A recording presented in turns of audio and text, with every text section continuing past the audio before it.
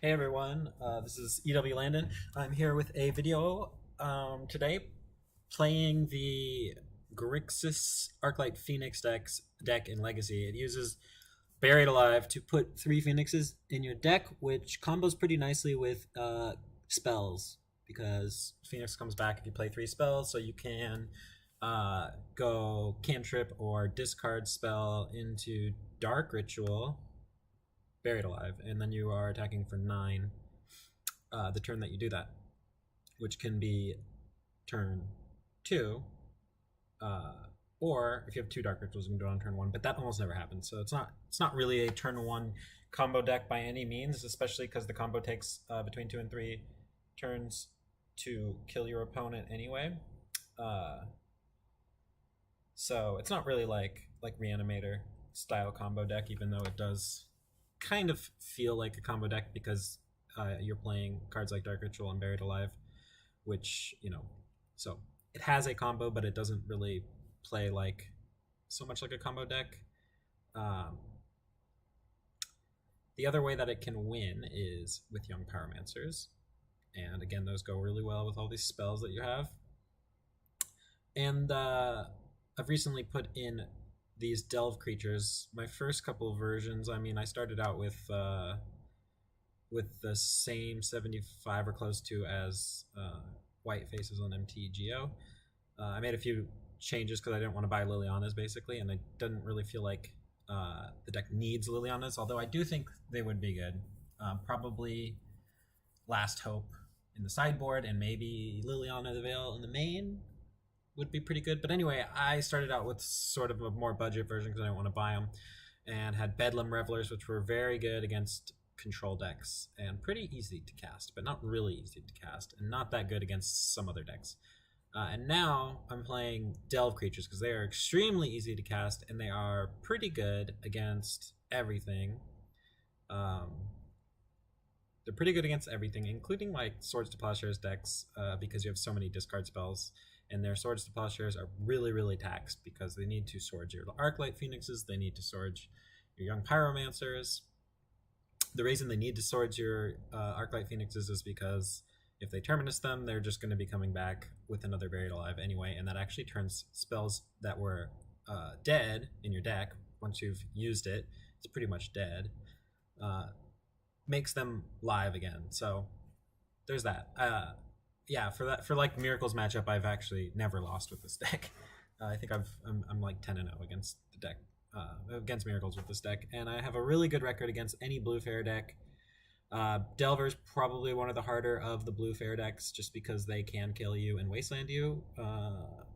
But I think that these Delve creatures are really good in that matchup as well, and that helps a lot. You can play Tombstalker as early as turn 2, which is pretty insane because that is an 8-mana 5/5 flyer. Really good. Anything else? The weaknesses of this deck that I have seen so far, at least in my experience, are creature combo decks like Elves. And Death and Taxes isn't really a creature combo deck, but it's a bit difficult because one of the bigger weaknesses of the deck are taxing effects, like Chalice and Thalia. At least Thalia you can bolt sometimes, not always.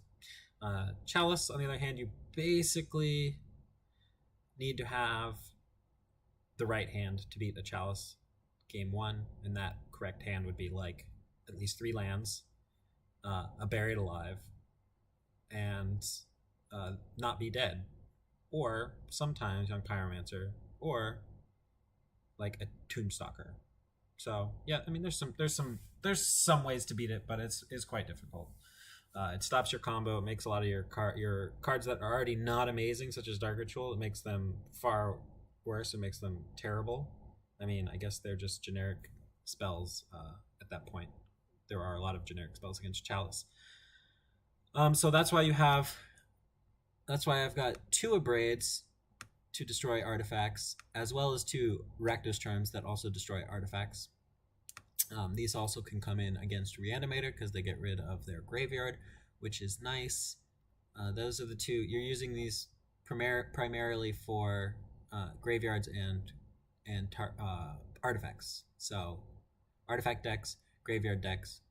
Storm has both artifacts and graveyard, so it's pretty good there.